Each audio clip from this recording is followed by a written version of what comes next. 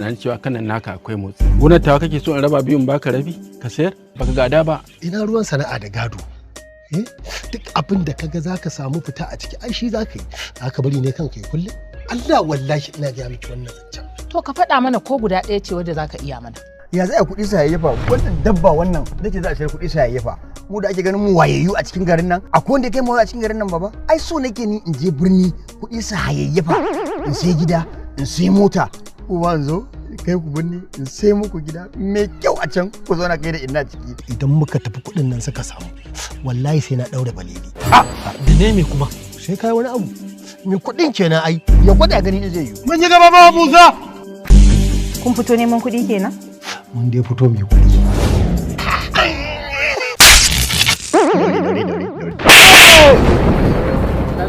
Bana gani na zai. Biyon ya Nils. Ku tsuguna da guyan ku. Kar ma ka shafa mun kaga tafiya ta.